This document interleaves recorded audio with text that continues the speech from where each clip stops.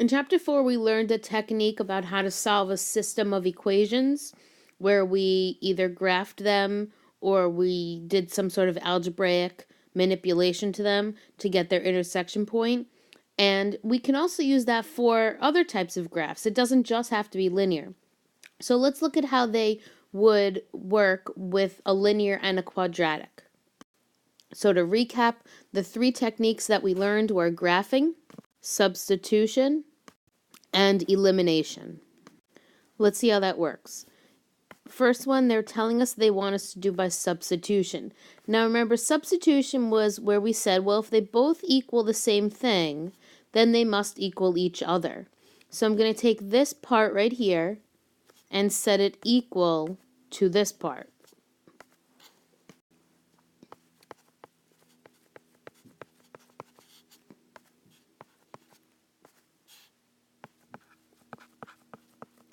We know how to solve this, where you bring everything to one side and you either factor or you use the quadratic formula or you complete the square or whatever. So I'm going to cut to the chase. When I bring everything over to the left, I get plus 3x minus 4 equals 0.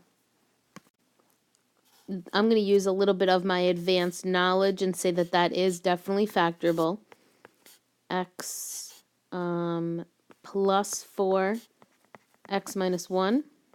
So when I solve these, I get x equals negative 4, or x equals 1.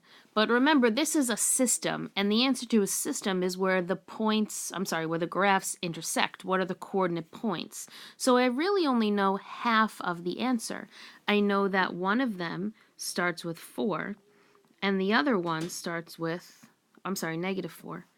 And the other one starts with 1. But I don't know the y value, so what I do, in case you forgot, is you take this x value and you pick whichever one you want and you plug it in. You can plug it into both just to make sure. I usually pick the linear one because it's simpler. So I will do y equals negative 2 times negative 4 plus 3. That gives me 8 plus 3, which is 11. So it intersects at negative 4, 11. And then the other place where they intersect is at let's see, that is negative 2 plus 3 is positive 1, so they intersect at 1, 1. So this would be a situation where there's a parabola and a line, and they're intersecting in two spots. Let's check out the next one. Now there's another technique that we did other than graphing, which would be where you graph them and see where they cross, and substitution, where you do the technique that we just did in example A. The other technique that we learned when we did systems was called elimination. And the goal of elimination is to make a variable go away. And when you have it set up like this, where the y's are by themselves, elimination is actually a pretty straightforward technique. Now I'm just going to rewrite the equations just so that the like terms are lined up. You'll see in a second what's happening. So I have y equals x squared minus 3x minus 2. And then underneath I'm going to put y equals negative 3x minus 8. Now, you see I left a little empty space here because this linear didn't have an x squared. So since I want to match up my like terms, I'm just going to leave that area blank. What makes elimination really cool is you can subtract when the y's are by themselves, and then they just cancel and become 0. Now remember, what's really awesome about quadratics having a 0 is that you can easily solve them. So I get 0 equals x squared. These actually also coincidentally cancel, but they won't always. And then you get plus 6, because you get plus positive 8.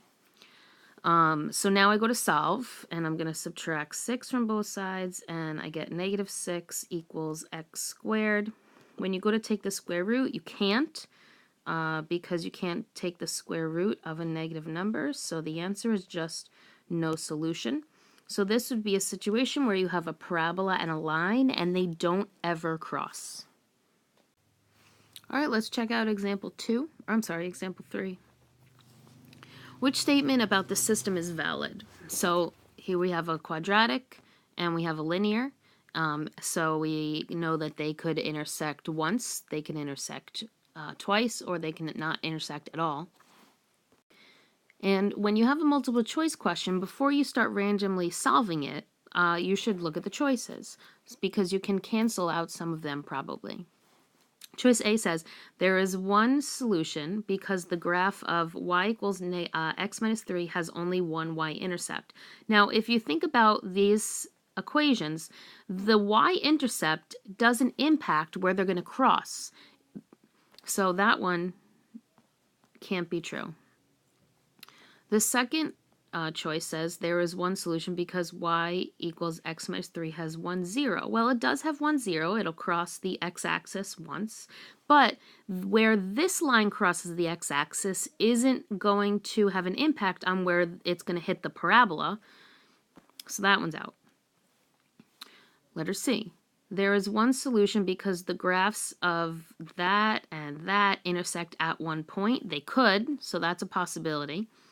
And let's check out letter D. There are two solutions because the graph of the parabola has two x-intercepts. Now, we don't know whether there's 1, 2, or no solutions until we look a little further, but choice D says there are two solutions because this parabola has two x-intercepts.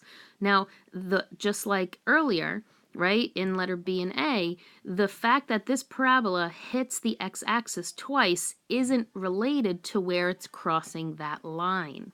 So that one's out as well, and it has to be choice C. Now, if you want to confirm, you can use a technique. You can graph them. You can use substitution or elimination to find out where they cross, and it's obviously only going to be once.